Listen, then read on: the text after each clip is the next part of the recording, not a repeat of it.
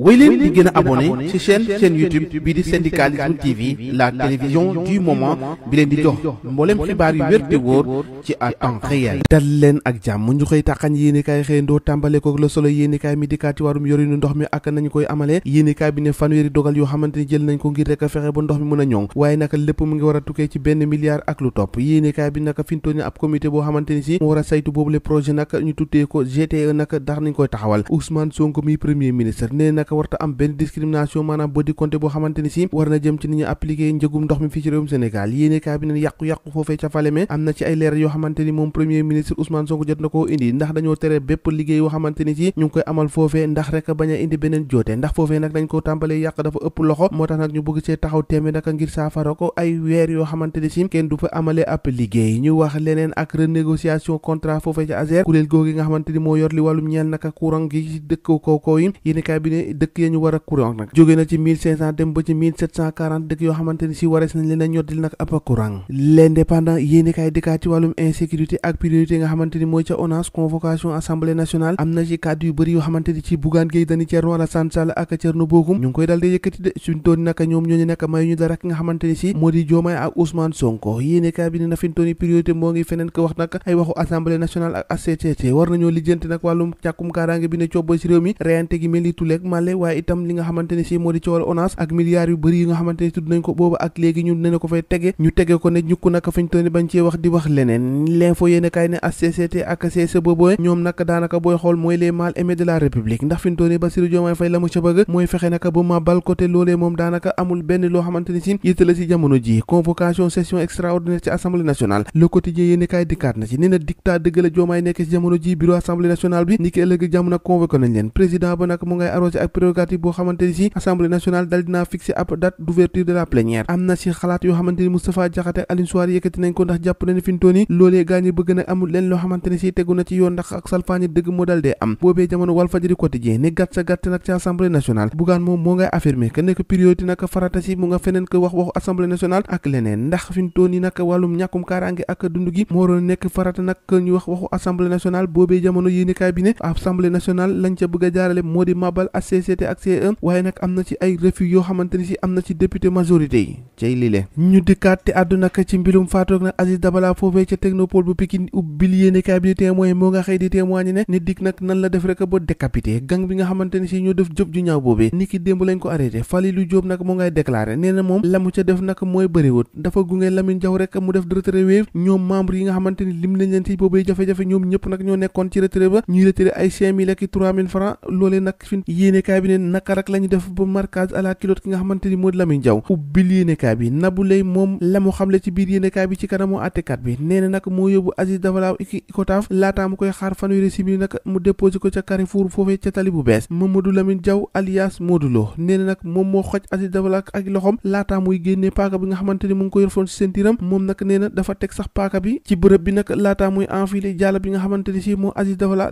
jël téléphone am ba noppi dal dee dem ak moom. cey li monte pare guñ ci de Les Échos yéenekaay moo ngi ñuy nettaliwaat ñàkkum kaaraange gi nga xamante ni moo am ci diwaanu Ndakaaru. ñetti nit ñoo xamante ni si rey na leen ci loo xamante ni si ay simili néew na. Amadou Diallo bi nga xamante ni si da doon protéger benn jigéen bu ñu doon agressé foofee ca Grand Yoff, moom nag ak bal lañ ko dal dee dóor mu ñàkk bakkanam. beneen xale bu jigéen bu am fukki at ak juróom moom ñu faat ko ca Bargny, copinam bi nag ñu arrêté ko. beneen ko oncle boo xamante ni si moom ñetti jamu paaka la dal dee jam nga xamante ni moo di jarbaatam te cooli la ko sooke moo di ab kele dongo. cay Sénégal fu ñu jëmam ñàkk kaaraange gi. boobee jamono nag ci meurtre boobee nga xamante ni am na ci Aziz Dabala ak Waly Gano, parquet ba la muy sàkku moo di ñu ñaf leen mandat de dépôt ñoom ñëpp ñi nga xamante ni si njort nañu dañoo laale ci boobule faat.